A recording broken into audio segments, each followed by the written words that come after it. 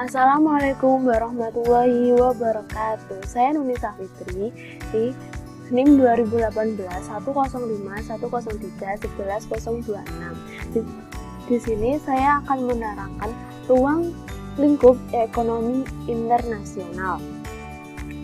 Agenda presentasi yang pertama yaitu apa sih ekonomi internasional itu, yang kedua yaitu apa saja tujuan ekonomi internasional, yang ketiga penyebab terjadinya ekonomi internasional, yang keempat apa manfaat ekonomi internasional. Selanjutnya yaitu untuk penjelasannya. Yang pertama, apa sih ekonomi internasional itu? Secara umum, ekonomi internasional memiliki dua segi, yaitu yang pertama dari segi ilmiah. Ekonomi internasional merupakan salah satu cabang ilmu ekonomi yang membahas mengenai akibat yang timbul dari adanya saling ketergantungan antara berbagai negara di dunia, entah dari negara segi perdagangan internasional maupun pasar kredit internasional. Yang kedua, dari segi praktisi, ekonomi internasional adalah salah satu cabang ekonomi yang mempelajari serta menganalisis berbagai transaksi serta permasalahan dalam ekonomi internasional atau ekspor-impor yang meliputi perdagangan, urusan moneter, atau keuangan secara organisasi ekonomi, entah swasta maupun pemerintah, dan juga kerjasama ekonomi antar negara. Ekonomi internasional yang pertama yaitu agar bisa membebaskan masyarakat dari kemiskinan dan kelaparan. Perekonomian negara yang buruk terlihat dari masyarakat yang kelaparan dan kemiskinan. Untuk hal itu dibutuhkan kerjasama internasional agar bisa mengatasi permasalahan tersebut. Yang kedua, agar bisa memajukan perdagangan. Dengan majunya perdagangan suatu negara, maka bakal tercapai dua tujuan, yaitu mensejahterakan rakyat dengan cara seperti impor dan ekspor, dan meningkatkan serta membantu mengurangi kesenjangan ekonomi. Yang ketiga, agar mempercepat pertumbuhan ekonomi. Pelaksanaan kerjasama ekonomi internasional bisa mengembangkan berbagai kegiatan ekonomi hingga dapat mempercepat pertumbuhan ekonomi dari negara tersebut. Yang keempat yaitu agar bisa memelihara ketertiban dan perdamaian negara. Apabila perekonomian suatu negara dengan negara lain berlangsung dengan baik, maka tentu saja ketertiban serta perdamaian antar negara pun saling terjalin. Yang kelima yaitu agar bisa mempercepat pembangunan nasional, pembangunan tol, bandara, dan lain sebagainya. Hal tersebut tidak bisa dilakukan oleh satu negara, namun dibutuhkan kerjasama internasional agar pembangunan tersebut bisa berlangsung dengan lancar. Yang terakhir atau yang keenam, agar bisa membebaskan bangsa dari keterbelakangan ekonomi.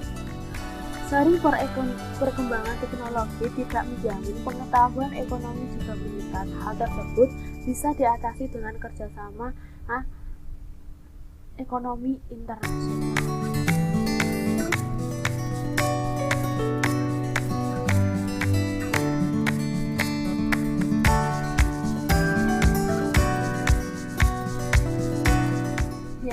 Selanjutnya yaitu apa penyebab terjadi ekonomi internasional. Bisa kita lihat yaitu ada perbedaan negara.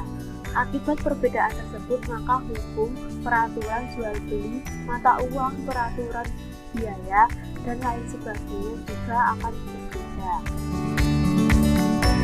Yang kedua yaitu perbedaan bangsa dan daerah. Akibat perbedaan ini maka berbagai kebiasaan, adat istiadat, kesukaan, musim, serta kondisi pasar juga bakal berbeda.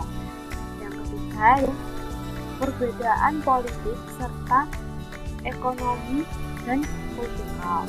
Yaitu apa manfaat ekonomi internasional? Yang pertama yaitu peningkatan pendapatan negara. Contoh dari peningkatan pendapatan negara yaitu pengiriman tenaga kerja Indonesia atau TKI ke negara lain.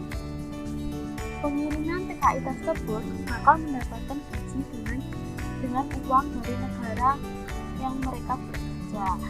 Dan saat mereka menukarkan uang rupiah, maka terjadi transaksi pembelian rupiah. Inilah yang disebut dengan pemasukan untuk negara. Yang kedua yaitu ekspor barang ke luar negeri. Dengan mengekspor barang ke luar negeri, maka bakal menambah pemasukan juga untuk negara. Yang ketiga yaitu kestabilan harga barang dalam negeri terjaga.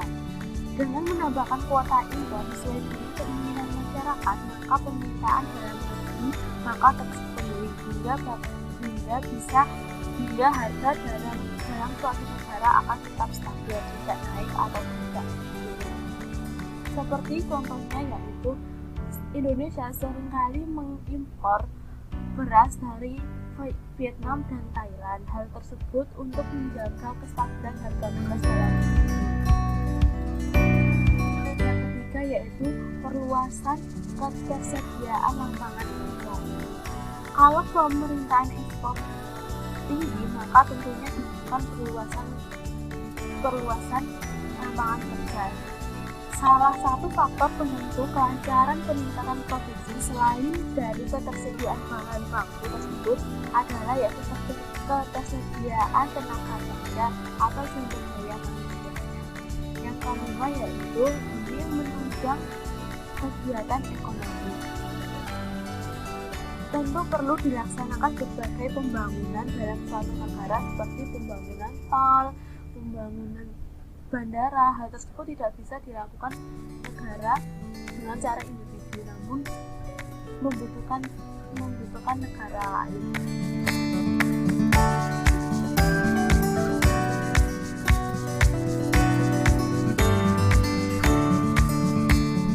Sekian presentasi yang bisa saya